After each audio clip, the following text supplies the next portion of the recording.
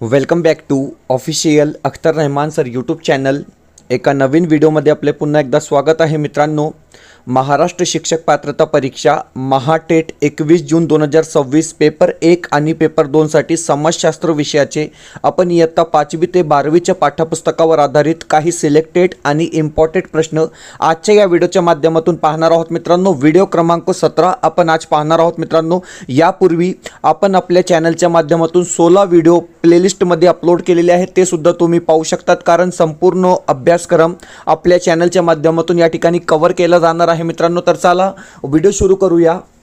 Video सुरू करण्या अगोदर आपण जर आमच्या चॅनलवर नवीन असाल तर चॅनलला सबस्क्राइब करा, साईडच्या जे बेल नोटिफिकेशन आहे त्याला देखील ऑन करा, जेणेकरून आपल्याला अशाच प्रकारचे व्हिडिओ वेळेवर पाहायला मिळेल। डिस्क्रिप्शनमध्ये आमच्या टेलिग्राम आणि व्हॉट्सअप चॅनलची लिंक सुद्धा दिलेली आहे, तिथे जाऊन आपण आमच्या टेलिग्राम आणि व्हॉट्सअप चॅनलला सुद्धा जॉईन करू शकतात। आणि जर तुम्हाला आमच्या चॅनलची मेंबरशिप हवी असेल तर फक्त जॉईन बटनला जॉईन करून आपण ही मेंबरशिप घेऊ शकतात मित्रांनो। महाराष्ट्र शिक्षक पात्रता परीक्षा महाटेट 21 जून 2026 आणि सीटेट 2026 साठी तुम्हाला टोटली व्हिडिओ आमच्या चॅनलच्या माध्यमातून फ्रीमध्ये पाहायला मिळेल। तर आताच जॉईन बटनला जॉईन करून आपण आमच्या चॅनलची मेंबरशिप घेऊ शकतात। व्हिडिओला प्लीज लाईक करा आणि चॅनलवर नवीन असाल तर चॅनलला सबस्क्राइब करा। पाहूया प्रश्न क्रमांक 1। पहिला जे प्रश्न आहे, प्रश्न अशा प्रकारे दिलेला आहे की भारताचे इतर देशांशी व्यापारी संबंध कोणाच्या काळापासून आलेले होते। अशा प्रकारे हा प्रश्न आहे, सोपा प्रश्न आहे। आपल्याला 4 ऑप्शन्स दिलेले आहे, हडप्पा संस्कृतीच्या काळापासून, सातवाहनाच्या काळापासून, वाकाटाकच्या काळापासून किंवा पल्लवांच्या काळापासून। अशा प्रकारे 4 ऑप्शन्स दिलेले आहे। आणि लक्षात ठेवा की भारताचे जे इतर देशांशी व्यापारी संबंध आहे ते हडप्पा संस्कृतीच्या काळापासून आहे। म्हणजे पर्याय जे 1 दिलेला आहे, ऑप्शन जे 1 दिलेला आहे आपला योग्य उत्तर असणार आहे। प्रश्न क्रमांक 2। दुसरा प्रश्न बघा, प्रश्न 2 काय दिलेला आहे। प्रश्न 2 अशा प्रकारे दिलेला आहे की 1919च्या कायद्याने प्रांताने द्विदल राज्य पद्धती स्थापन करण्यात आली। आता द्विदल म्हणजे काय, नेमका प्रश्न डायरेक्ट इनडायरेक्ट अशा प्रकारे विचारलेला आहे। आपल्याला 4 ऑप्शन्स दिलेले आहे मित्रांनो। तर हे बघा, डायरेक्ट उत्तर आपण या ठिकाणी पाहणार आहोत की प्रशासनाची काही खाती लोकांनी निवडून दिलेल्या मंत्र्यांकडे सोपविण्यात आली, तर काही खाती गव्हर्नरच्या कार्यकारी समितीच्या सभासदांकडे सोपविण्यात आली, म्हणजे द्विदल होय। ऑप्शन जे 3 असेल, पर्याय जे 3 दिलेला आहे आपला योग्य उत्तर असणार आहे। ऑप्शन जे 3 असेल आपला राईट आन्सर या ठिकाणी असणार आहे। प्रश्न क्रमांक 3 सर, तिसरा जे प्रश्न आहे, प्रश्न दिलेला आहे की ब्रिटिश पार्लमेंटने मंजूर केलेल्या 1858च्या भारत विषयक कायद्यातील महत्त्वाची तरतूद कोणती। अशा प्रकारे हा प्रश्न आहे। आपल्याला या ठिकाणी सुद्धा 4 ऑप्शन्स दिलेले आहे आणि डायरेक्ट उत्तर आपण पाहणार आहोत की भारतातील कंपनीची सत्ता नष्ट करणे व कंपनीच्या भारतातील प्रदेश सैन्य आरमार प्रशासन यंत्रणा आपल्या ताब्यात घेणे, म्हणजे ऑप्शन जे 2 असेल, पर्याय जे 2 दिलेला आहे आपला योग्य उत्तर असणार आहे मित्रांनो।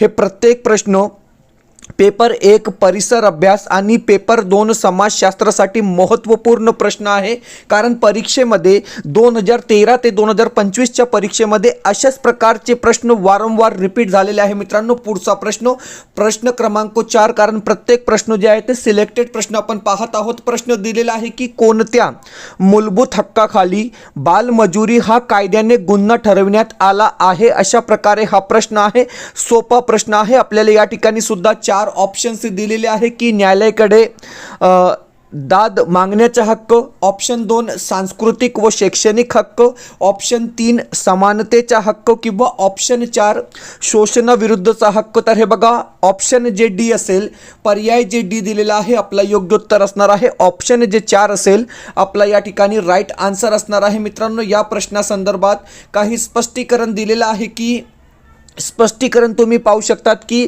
भारतीय संविधानातील कलम 23 आणि 24 हे शोषणाविरुद्धचा हक्क म्हणजे राईट अगेन्स्ट एक्सप्लोइशन्स प्रदान करतात, म्हणजे ऑप्शन जे डी दिलेला आहे, पर्याय जे 4 दिलेला आहे आपला राईट आन्सर असणार आहे। पुढचा प्रश्न, प्रश्न क्रमांक 5। 5वा जे प्रश्न आहे सर, प्रश्न अशा प्रकारे दिलेला आहे की सवाना प्रदेशात डॅश डॅश हीच प्रमुख वनस्पती आहे. अशा प्रकारे हा सोपा प्रश्न आहे. आपल्याला ऑप्शन्स दिलेले आहे, वृक्ष, गवत, ऊस किंवा वेली. तर हे बघा, ऑप्शन जे 2 गवत असेल आपलं या ठिकाणी योग्य उत्तर असणार आहे, कारण सवाना प्रदेशात गवत हीच प्रमुख वनस्पती आहे. ऑप्शन जे 2 असेल, पर्याय जे 2 दिलेला आहे आपलं योग्य उत्तर असणार आहे. पाहू शकतात की सवाना प्रदेश हा प्रामुख्याने उष्णकटिबंधीय गवत प्रदेश म्हणून ओळखला जातो. येथे पावसाचे प्रमाण कमी असल्याने उंच आणि दाट गवत मोठ्या प्रमाणावर आढळते, तर झाडे विरळ स्वरूपात असतात. म्हणजे ऑप्शन जे 2 असेल, पर्याय जे 2 दिलेला आहे आपलं योग्य उत्तर असणार आहे. मित्रांनो, हा प्रश्न आपण कम्युनिटी टॅबमध्ये लावला होता. जवळपास 1500 विद्यार्थ्यांनी उत्तर दिलेलं आहे की खत निर्मितीसाठी उपयोगी पडणारा फॉस्फेट कोठे आढळतो. अशा प्रकारे आपल्याला प्रश्न आहे. 4 ऑप्शन्स दिलेले आहे, ललितपूर, भरतपूर, नागपूर किंवा इंदोर. अशा प्रकारे 4 ऑप्शन्स दिलेले आहेत. तर बघा, ललितपूर उत्तर प्रदेश आपला या ठिकाणी काय असणार आहे, योग्य उत्तर असणार आहे. पर्याय जे 1 दिलेला आहे बरोबर उत्तर असणार आहे, कारण की ललितपूर उत्तर प्रदेश येथील सोनराई खोऱ्यात रॉक फॉस्फेटचे मोठे मोठे साठे आढळतात. ओके, हे खनिज रासायनिक खतांच्या DAP SSP निर्मितीसाठी अत्यंत आवश्यक मानले जाते. म्हणजे पर्याय जे 1 दिलेला आहे, ऑप्शन जे 1 दिलेला आहे आपला बरोबर उत्तर असणार आहे. प्रश्न आहे की प्रश्न क्रमांक 7.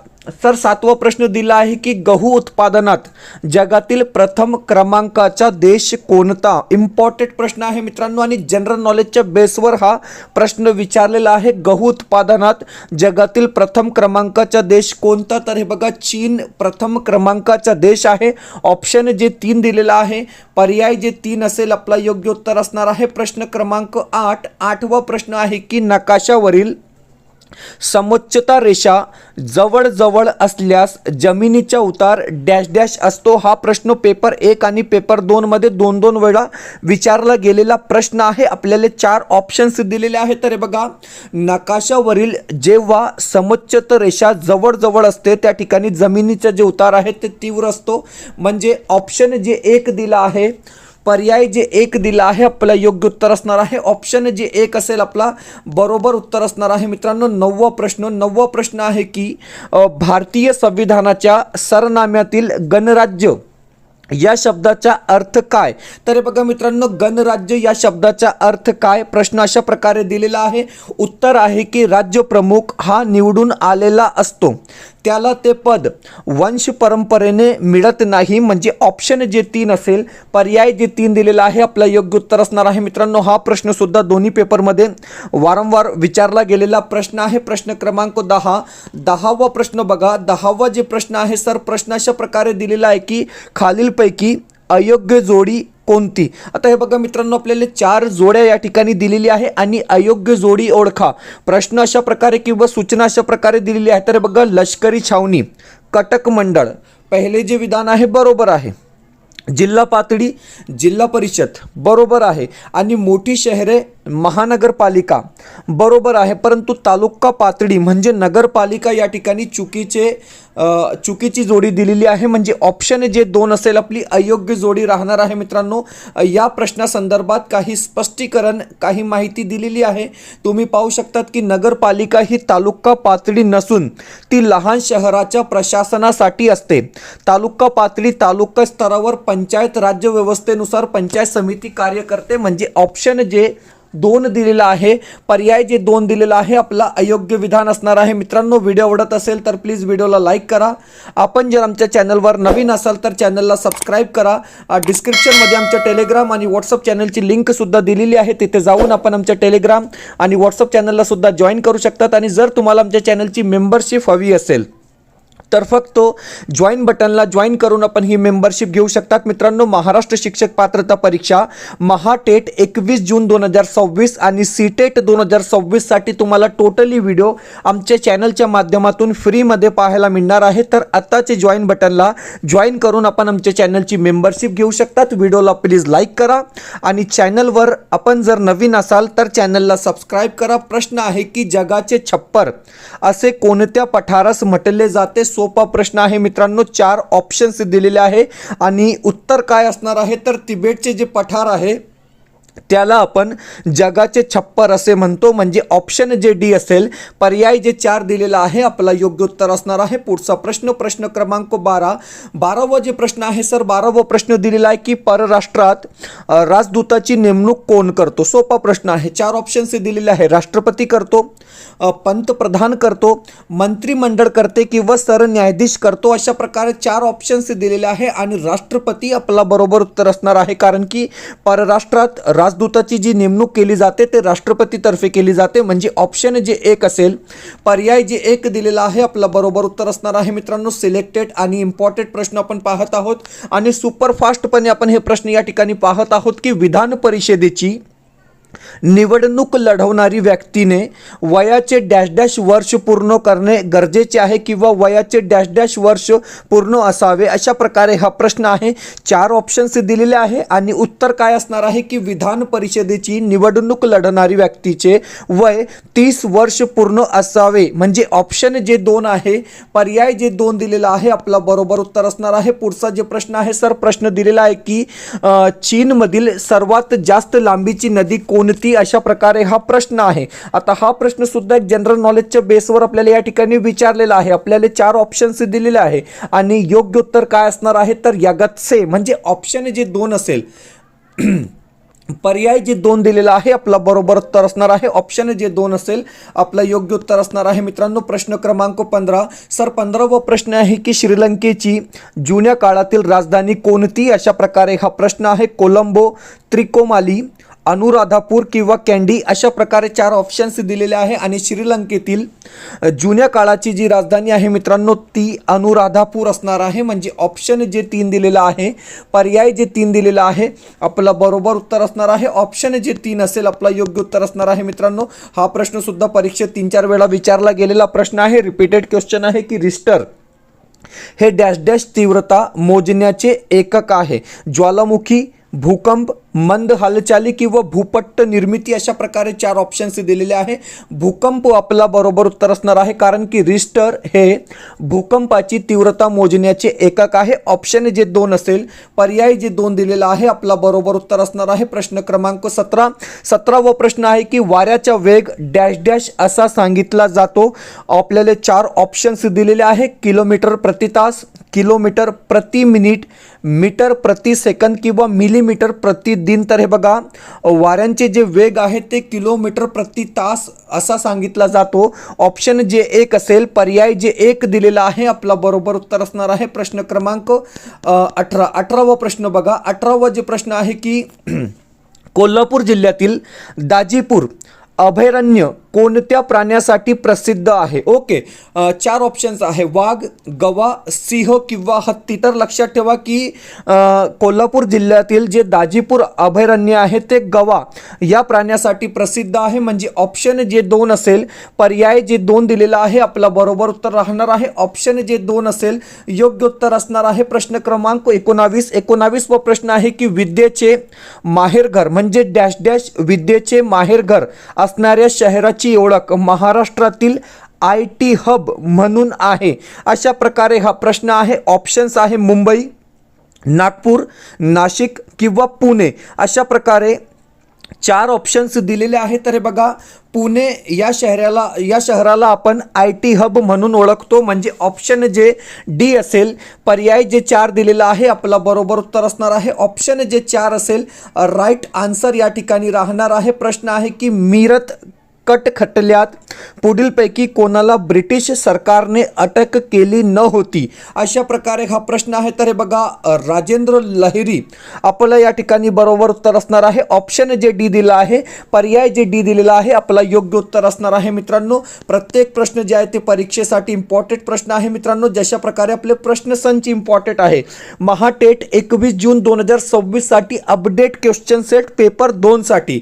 ओके, तुम्ही पाहू शकतात की हिंदी 10 प्रश्नपत्रिका विथ आन्सर की, मराठी 10 प्रश्नसंच विथ आन्सर की, बालमानसशास्त्र 10 प्रश्नसंच विथ आन्सर की आणि समाजशास्त्र 10 प्रश्नपत्रिका विथ आन्सर की, म्हणजे समाजशास्त्रामध्ये प्रत्येक प्रश्नपत्रिकेमध्ये 60 प्रश्न असेल मित्रांनो. आणि आपण एक कॉम्बो पॅक तयार केलेला आहे. 399 मध्ये तुम्हाला हे चारही विषयाचे प्रश्नसंच उपलब्ध करून दिले जाईल मित्रांनो. लिमिटेड ऑफर आहे. स्क्रीनवर एक व्हॉट्सअप नंबर दिलेला आहे. या नंबरवर व्हॉट्सअप करून तुम्ही हे परचेस करू शकतात. सिम्पली व्हॉट्सअपमध्ये हाय करा, तुम्हाला एक स्कॅनर दिला जाईल, त्यावर पेमेंट करून फक्त स्क्रीनशॉट पाठवा, म्हणजे लगेच आपल्याला हे PDF प्रश्नसंच उपलब्ध करून दिले जाईल मित्रांनो. परीक्षेसाठी महाटेट 21 जून 2026 साठी बेस्ट आणि क्वालिटी प्रश्नसंच आपण हे तयार केलेले आहे मित्रांनो. कारण जशा प्रकारे परीक्षा परिषद आपली TETची प्रश्नपत्रिका तयार करते मित्रांनो, तशाच प्रकारे आपण हे प्रश्नसंच या ठिकाणी तयार केलेले आहे. पेपर 2 साठी चारही विषय अवेलेबल आहे आणि क्वालिटी बेस्ट क्वेश्चन आपण प्रत्येक संचमध्ये ॲड केलेला आहे आणि स्वतंत्र उत्तर सूची प्रत्येक संचमध्ये प्रत्येक प्रश्नपत्रिकेमध्ये दिलेली आहे मित्रांनो. तर आताच व्हॉट्सअप नंबर दिलेला आहे, या नंबरवर व्हॉट्सअप करून तुम्ही हे परचेस करू शकतात. व्हिडिओला प्लीज लाईक करा. चॅनलवर नवीन असाल तर चॅनलला सबस्क्राईब करा. पाहूया पुढचा प्रश्न. प्रश्न क्रमांक 21 व प्रश्न आहे की डॅश डॅश हा उत्तर अमेरिका आणि दक्षिण अमेरिका यांना जोडणारा महामार्ग आहे. अशा प्रकारे हा प्रश्न आहे.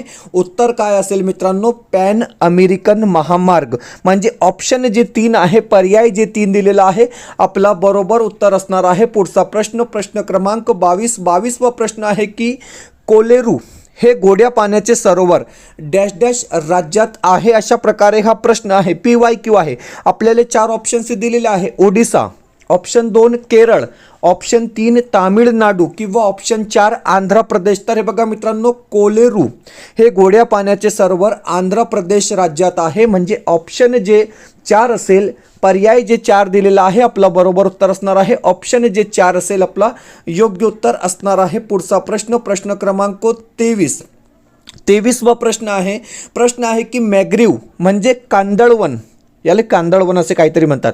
मॅग्रीव वनस्पतीचे मूळ स्थान डॅश डॅश देशात आहे. भारत, नेपाळ, चीन किंवा म्यानमार. तर हे बघा, कांदळवन म्हणजे मॅग्रीव वनस्पतीचे जे मूळ स्थान आहे ते भारतात आहे. म्हणजे ऑप्शन जे 1 असेल, पर्याय जे 1 दिलेला आहे, आपला योग्य उत्तर असणार आहे. ऑप्शन जे 1 असेल, आपला बरोबर उत्तर असणार आहे.